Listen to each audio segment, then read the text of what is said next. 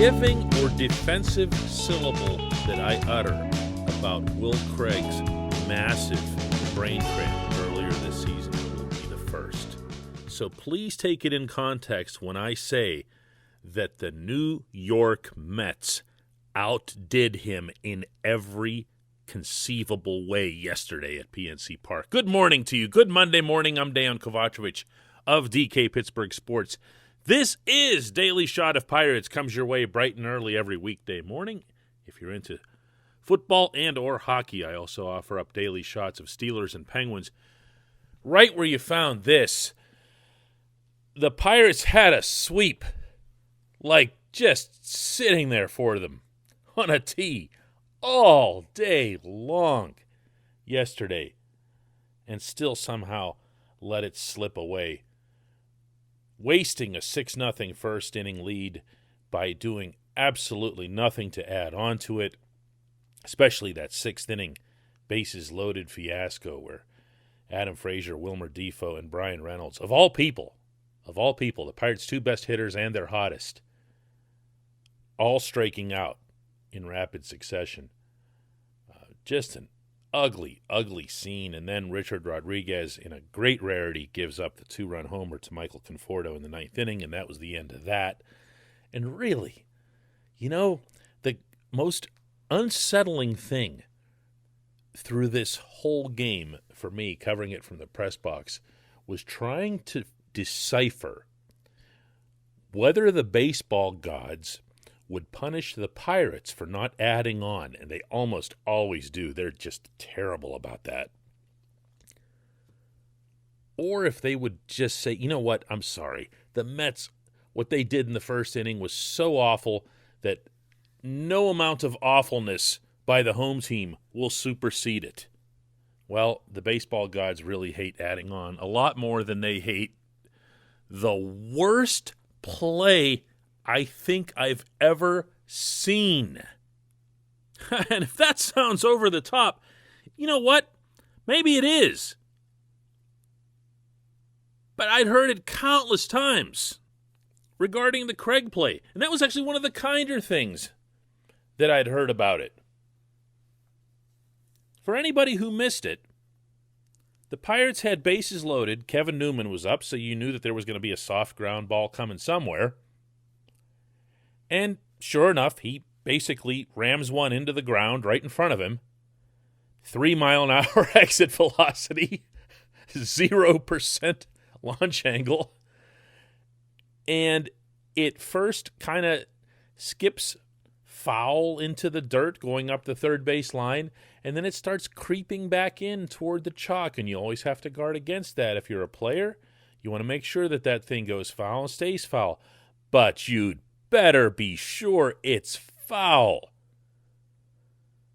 Taijuan Walker, the Mets starting pitcher, though not for long, got over there in a hurry, and when he saw the ball starting to come back, he hesitated a moment, then put his glove down, and then emphatically flipped the ball using his glove in the direction of the Pirates' dugout. This is not smart. Yes, you've seen players do this, but also it's not smart. This is not what they teach you to do. It's not what the Mets teach their players to do. Flicks the ball toward the dugout. Most unluckily, the thing does not go out of play. Hits off a railing, stays in what is considered to be playable territory at PNC Park. And rather than doing something about it, he and his catcher and his third baseman basically just look at the umpire and yell at him. And keep yelling at him. And while this is going on, all three of the Pirates, who are on the base paths, keep running. Even Michael Perez, the backup catcher with all that speed on first base, had the time to cover the final 270 feet to score, until Walker finally thought it would be a good idea to go over and pick up the ball that was about 25, 30 feet away from him. By that time, the Pirates had all their runs, and it was 6-0. The manager, Luis Rojas, comes flying out of the New York dugout, freaking out on the ump, even though he knows it was fair. He knows the ball was fair. Replays are conclusive on this. There were some New York fans who were questioning that on social media because they apparently don't understand that a ball being on the chalk is in fair territory, maybe confusing it with football, where if you're stepping on the white stripe of the sidelines, you're out of bounds. Rojas, losing his mind, bumps the home plate umpire, bumps the crew chief when the crew chief comes in to try to settle him down. He's going to get suspended. He's going to have earned that suspension. Why is he doing that? He's trying to spare, in particular, his pitcher, but all of his players on the field from the embarrassment of having just partaken in the dumbest thing you've ever seen on a baseball field. This portion of Daily Shot of Pirates is brought to you by the North Shore Tavern, located directly across Federal Street from PNC Park, home of Steak on a Stone, home to the planet's only fully dedicated Pittsburgh Baseball Club sports bar. And you should know, with the Pirates going on the road this week to Phoenix and to San Francisco, they're open for business, and they've got their TVs on. And if you want to watch these games with some friends of yours, come on down. Come on down. Be surrounded by like-minded citizens. North Shore Tavern, directly across Federal Street from PNC Park. What makes this dumber than the Will Craig play? I don't even know where to start. I mean, you can go with the easy one that the Will Craig play cost the Pirates 1 run, and this was 3, and it was deliberate. That's the part of it that really stands out. You can try to defend Walker based on, he was just taking every precaution that he could to make sure that the ball didn't come back in bounds. All you have to do is pick it up. All you do is pick it up and then ask the umpire or look at the umpire and see if it's fair or foul. Here's J.T. Brubaker, the Pirates pitcher yesterday, talking about the way he's been taught to handle such a sequence. Really, once I saw the umpire point fair, I guess ever since college, I was always told don't flip the ball, don't flip it, just pick it up and then see what the umpire's choice is. As soon as he flipped it and I saw it, I just pointed that it stayed in play and saw that they were arguing, so just watched them run around the bases. Just trying to let them know that it stayed in play and just keep running.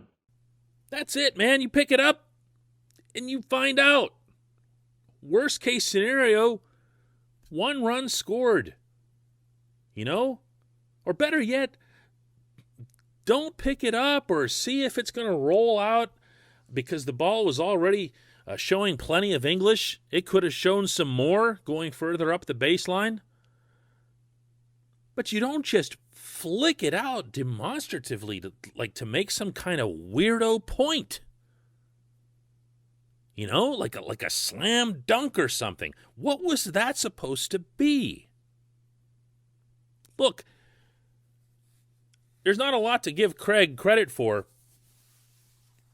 on his thing, but at least he didn't magnify it. Once he realized he'd messed up, That was the end of it.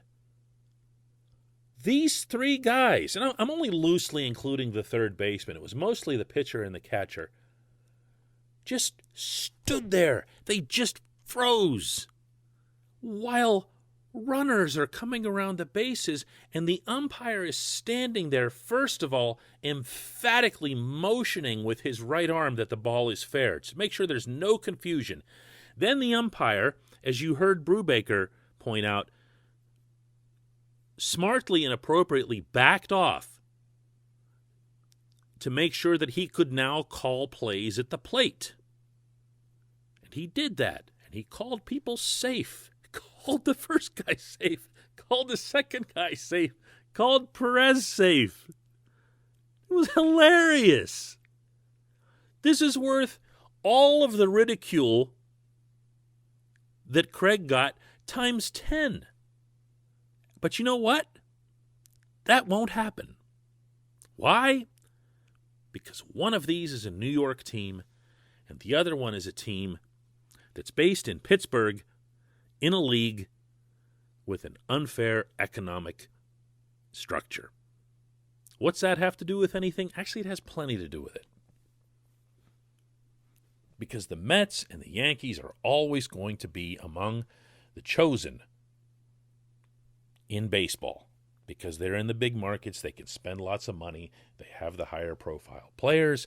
If they want to get Francisco Lindor from the Indians, they go and they get Francisco Lindor from the Indians. Why? Not because the Indians are cheap, but because there's no salary cap.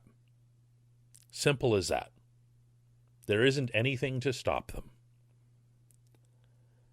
And as a result, when people see a play like this, yeah, they'll make fun of the Mets. They're going to show the play on highlights for like half of a cycle.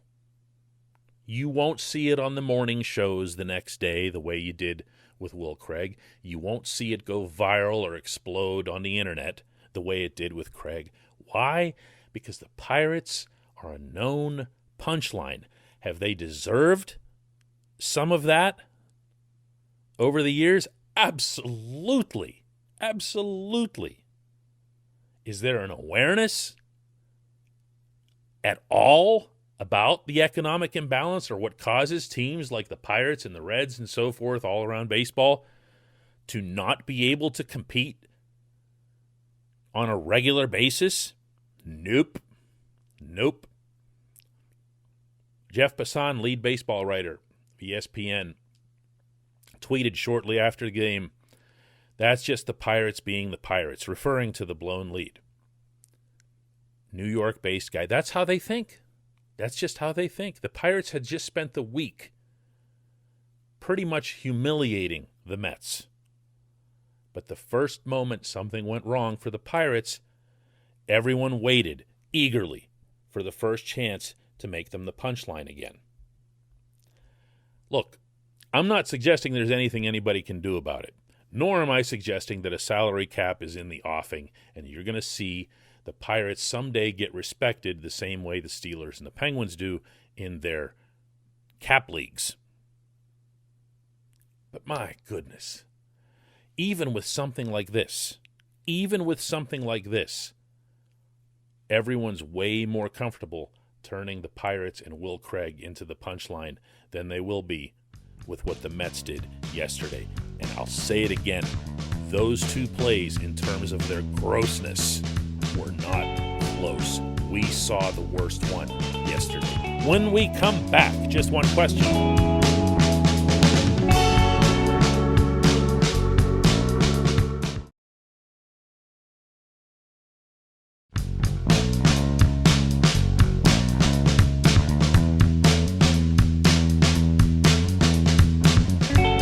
Back. It's time for just one question, and that comes today from Brett, who asks, do you think the Pirates will push to re-sign, or will they be able to retain in any form Ben Gamel for next season? Well, I would certainly hope so, but I wouldn't make it any kind of top priority. I know that the Pirates people are speaking very highly not only of what he's been able to do since being in Pittsburgh, but also how strongly they feel about how sustainable it is. They felt that this is what he should have been doing. So when he first got here and struggled a little bit, I think a lot of us, and I'm no exception, were guilty of attaching him to all the previous DFA failures that had come along at the corner outfield spots. You know what I mean? Like when you're watching the right fielder or the left fielder just constantly stink, they can kind of blur together even if they change. So that Anthony Alford becomes Dustin Fowler, becomes Kai Tom, becomes, I'm probably forgetting about 7 guys they've tried out there, all of whom were terrible until Gamble. Gamble comes along, and he looks like an actual ball player. You know, he hasn't been a superstar, but he's done the job, and he's hustled, and he's shown some fire, and he comes with pedigree. This is a guy who's done it before. Whether or not he can become some kind of component to what the Pirates are putting together, that's a lot harder to say. Because the truth is he profiles best as a 4 or a 5 in a normal outfield.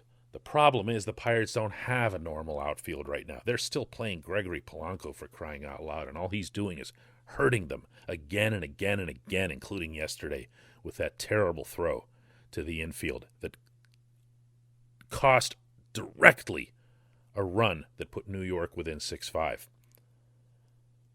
It's not a normal situation out there, and no, you can't just say, oh, play the kids, put Jared Olive out there, because Olive hasn't shown anything, and you can't say, get Rodolfo Castro up here, because he'd never played above Double-A other than his 2 cameos in Pittsburgh, and that's not fair to him. He's 22 years old. I think the Pirates did the right move by sending him back, but not to Altoona, to Indianapolis. But in the interim, what are you going to do between now and when the Pirates actually have outfielders out there? Yeah, Gamble looks like somebody who can help. Here's another way of looking at it, though. You know, when Colin Moran comes back from his injury, John Nogowski's going to have to bump around someone, and you aren't taking him out of the lineup. He's coming up with 2 or 3 hits a day. A day! I don't even know what positions that guy can play. I suppose I should. I'm going to have to dig deep into my Memphis Redbirds history. But my answer to you, Brett, is that I think that Gamble easily can be re-signed. Whether or not he fits with the Pirates' plans into 2022 or even beyond is a lot harder to say because, again, it's just not optimal. What you really want is to have Reynolds. Well, what you really want is to have Reynolds in left, but if Reynolds is in center, what you want are people who are part of the process, part of the future, surrounding him. Problem is, they don't yet exist. I appreciate the question. I appreciate everybody listening to Daily Shot of Pirates. We'll do another one of these tomorrow. Hey, everybody, thanks for listening. Please subscribe to our DK Pittsburgh Sports channel, and don't forget to hit the bell to get notified every time we post a new video or podcast.